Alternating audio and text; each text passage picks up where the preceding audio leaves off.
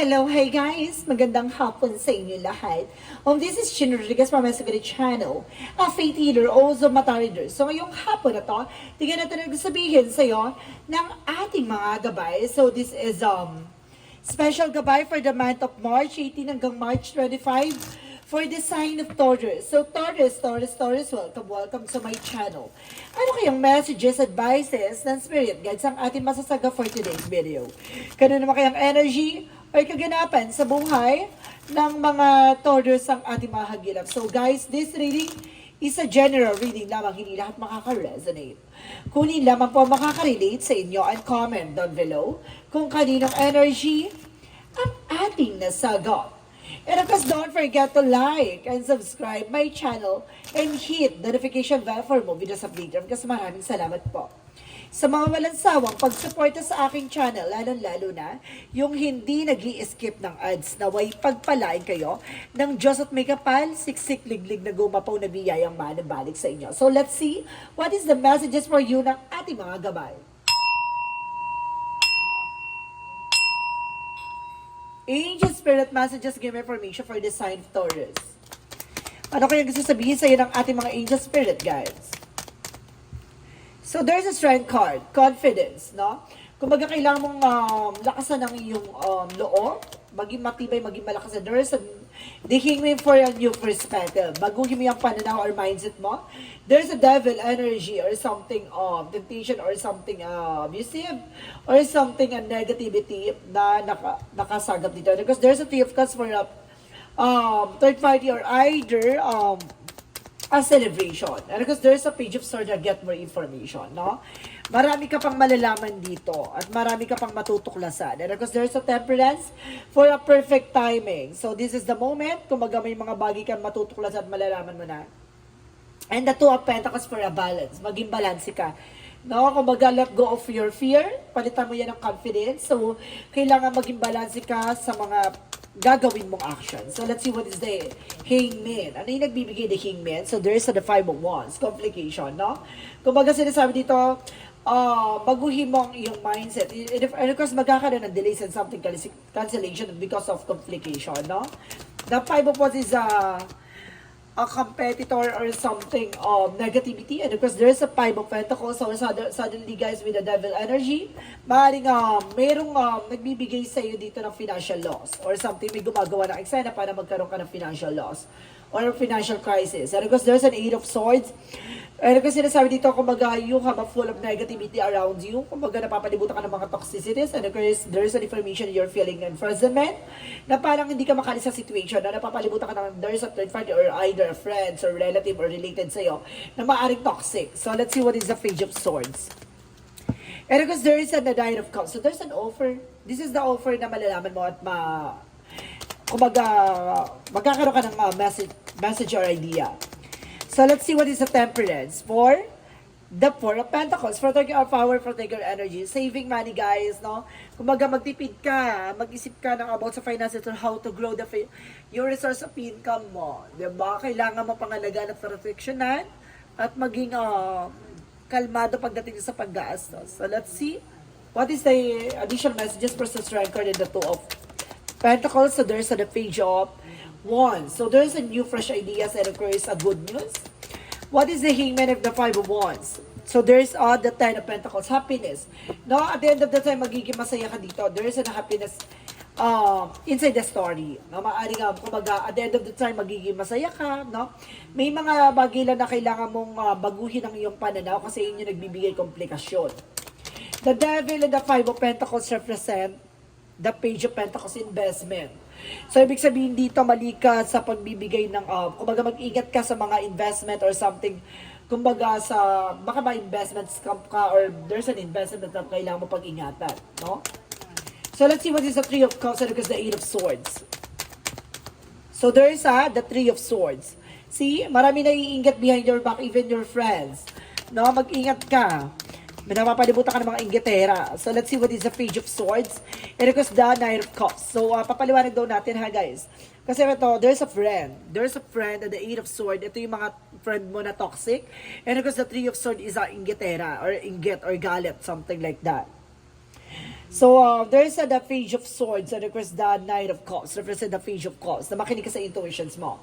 No, yung may mga offer na darating sa'yo na kailangan mong makinig sa gut feeling and something instinct mo. So, let's see what is the Temperance and the Four of Pentacles. Represent the Magician. So, there is a manifestation in the perfect timing. Ha? Kumbaga may mga bagay na talaga naka-adya kung para sa'yo talaga. So, kumbaga magtipid, mag-save ka ng pera, protection of your territory, even your finances and career, or even your love life. So, let's see additional messages for the outcome for the Ten of Swords in reverse. So, no more pain, no more painful ending or something. Kumbaga sinasabi nito, tapos na yung traidor, tapos na yung impostor. And the Eight of Wands is a fast communication and fast movement. So, some of you guys may travel. And because there is an Ace of Pentacles for a big money, big opportunity coming in for you. May malaki opportunity na papasok dito, no? This is the fast communication and fast movement na maaaring dumaloy na kasi there is an Ten of Swords in reverse na parang nakalaya ka na sa mga toxic, betrayal, or backstabbing, impostor, nakalaya ka na doon, nakawala ka na. So let's see, additional messages for your career. Sa career mo naman, there's the Tower moment for a major changes, no? May mga bagay na mababago dito at may mga bagay na magsisimulang na at there's a development.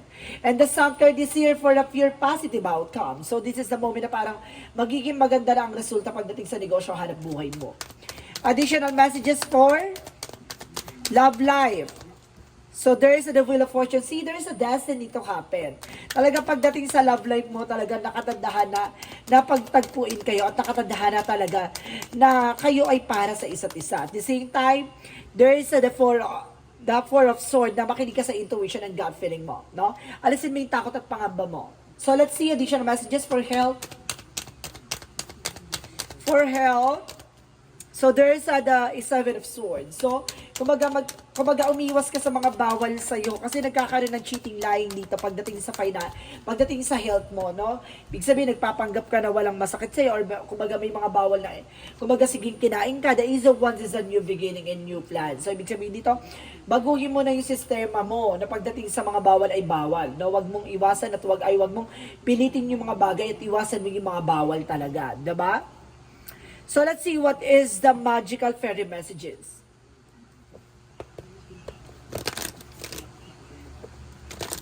For magical fairy messages represent pregnancy. So some of you guys mayroon dito magbubuntis or either kumbaga mayroong ditong kaakibat ang pagbagong negosyo or bagong trabaho or something like that. And there's a travel. Na may travel dito guys, no? So let's see what is Archangel Maaya. What is a yin and yang oracle card muna pala.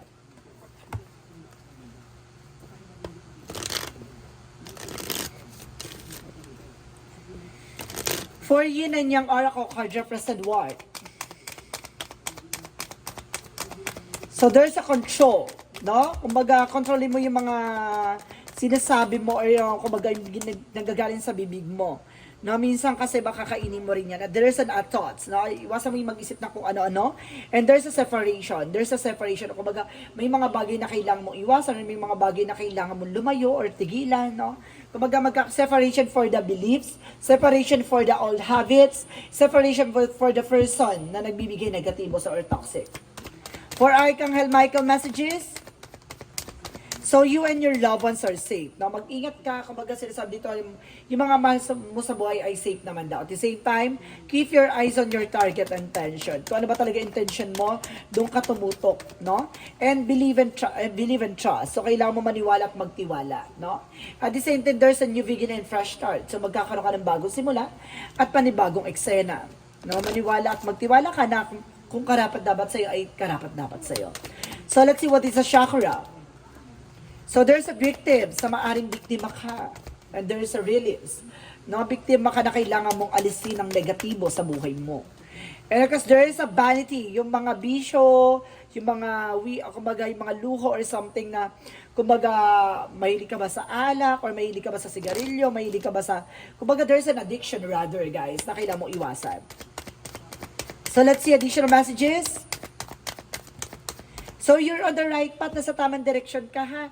And there's an oracle, talagang binibigyan ka na ng kasagutan sa iyong mga katanungan. At nasa tamang direction ka na lahat na itong nababasa mo itong reading o napapanood mo itong reading na to. At tumugma sa'yo, pag-ingatan mo kung ano man ang grounds mo. So let's see what is the Moontology. And have faith in your dreams, no? Kumbaga maniwala at magtiwala ka sa iyong pangarap. And of course, there's your dreams need the practical plan. Kung may pangarap ka, kailangan mo maging practical. And the answer you need is coming. So, yung kasagutan sa mga katanungan mo ay nandito na. Masasagot na. The energy, represent what? The garden, the gate. And of course, there's a lot of discoveries. Marami ka pang madidiscover at marami ka pang malalaman.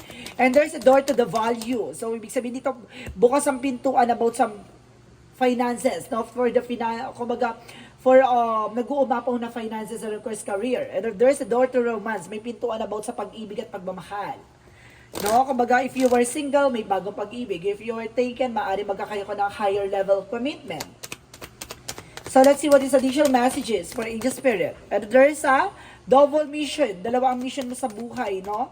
Ang tumulong at tulungan. Or either magpagamot or maggumamot, no? And there is an information with the weight of the world. So there is an information na yung mga bagay na hindi mo kaya bitbitin, ay bitawan mo, no? Para gumaan ka. There's a let it go and there's a set of boundaries. No? Mag-set ka ng boundaries dyan, guys. Huwag mong bitbitin yung mga bagay na nagpapabigat sa'yo. So let's see what is additional messages for Angel Spirit. There's a humor. So ibig sabihin dito, tingnan mo yung lighter side of situation, no? Kumbaga, iwasan mo yung pag-iisip ng nega. There's a health. No, there's a health issues or something health problem or either health o kailangan mo tumutok sa health mo. Parang ganon. So, let's see what is Arcangel Raphael. Expect the miracle. So, mag-expect ka dito ng himala. No? At the same time, there's a diet is more important here. So, kailangan mo mag-diet. Baka tumataba ka na, it's not good for you, maaaring hinihingal ka na. No, it's either baka nahihirapan ka na matunawan o baka mayroon kang kailangan, you need to take an action for diet. So let's see what is the angel's answer. There is a meditation that brings the answer. So masasagot ang katanungan mo dito. At the same time, there is a yes. No, may sagot sa mga tanong mo na yes ang kasagutan. And there is an information within the next few weeks, sa mga susunod na linggo. No, masasagot ng iyong katanungan. So, let's see what is the romance angels represent what? So, there is a very soon. So, ibig sabihin, napakalapit na. And there is a free yourself. No? It's time to take back of your control of your life. No? Kailangan, kumbaga, maibalik mo yung sigla ng iyong buhay or kailangan sa mga desisyon ay ikaw yung pangahawakan mo kaning desisyon mo. So, let's see what is additional messages for Angel Spirit. And lucid dream. So there's an awareness. May pag-iingat dito. And there's an opportunities. Kumbaga, hindi lahat ng opportunities ginagrab mo. No, you need to think twice and you need to be aware and conscious and of course reevaluate or analyze. At the same time, there's an there's an ahas, no? Mag-ingat ka, may ahas dito or something. And of course, there is a mystery intuition. Makinig ka sa intuition mo. Yung asa na panaginipan mo ay may ibig sabihin yon. Mag-ingat ka, may traidor. So let's see what is the Jesus loving quotes. So there is a judge not that you be that judge. Now, wag mong husgahan ko, ayaw mong husgahan kanila. So let's see what is synchronicities messages.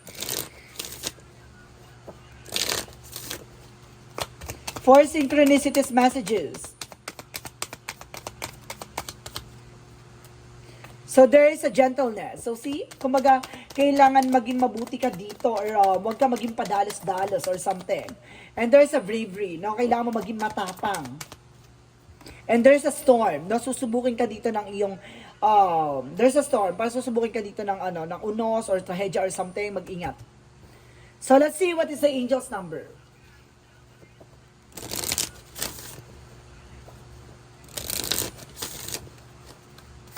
So let's see what is the angel's number. Represent what? 1919, cycle. Talagang babaguhin ang ikot ng mundo ha. Karma, warning, judgment. Influence, power, cycle, changes, and revert. Talagang there's a karma is waving and of course a new cycle begin. Karma will be paying you a visit, release that need to control because you cannot force things. Learn your lessons so that they don't repeat in the future. Make some space for new experiences. Now see, matuto ka na sa nangyari sa isa nakaraan. No, kung baka nangyari sa isa nakaraan para hindi na maulit sa kasalukuyan. May mga bagay dito na kailangan mong pag-ingatan at proteksyonan. No, at lahat ng mga bagay na gagawin mo ay may kaakibat na kaparusahan. Ibig sabihin dito kung ano yung mga gagawin mo ay mag-i-impact sa'yo because there's a consequences sa lahat ng mga gagawin mong action. So, ibig sabihin dito, may mga bagong opportunities and experiences na mararanasan mo. Pag-ingatan mo lang lahat ng mga gagawin mong action. Kasi lahat ng mga bagay na yan ay i-impact sa'yo. No? So, let's see. So, what is the messages of life? Messages of life represent strength card. So, confidence, no? Lakas ng loob, tibay ng loob. And today, I maintain control of my emotions. I rise above self-doubt. I affirm my own power and stand strong in my shakable faith. Today, I know that I have the strength to overcome anything I encounter. I find my strength in the truth, holding tight to the force of love. I interpret over my fear. So see, kailangan mo labanan ang takot at pangamba mo. Kailangan maging matapang, kailangan mo maging matibay as of now. No? Kailangan mong kumagalakasan ng loob, kailangan mong alisin na nagsisilbing balakid sa mga bagay-bagay at mag-ingatan mo yung magiging actions mo at mga gagawin mong eksena. So guys, this reading is a special gabay for the month of March 18 hanggang March 25 for the sign of Taurus. So Taurus, this reading is special gabay. So maraming salamat for Taurus for this wonderful reading. So once again, this reading is a general reading namang hindi lahat makaka-resonate. Kunin lamang pa makaka-relate sa inyo and comment down below kung kaninong energy ang ating nasagap. And of course, don't forget to like and subscribe my channel and hit the notification bell for more videos update. Kasi maraming salamat po sa mga walang sawang pagsuporta sa aking channel, lalo-lalo na yung hindi nag-skip ng ads. Naway pagpalaan kayo ng Diyos at may kapalis, siksik, liglig na gumapaw na biyay manubalik sa inyo. Maraming salamat po and see you in the next video. Bye-bye and babush!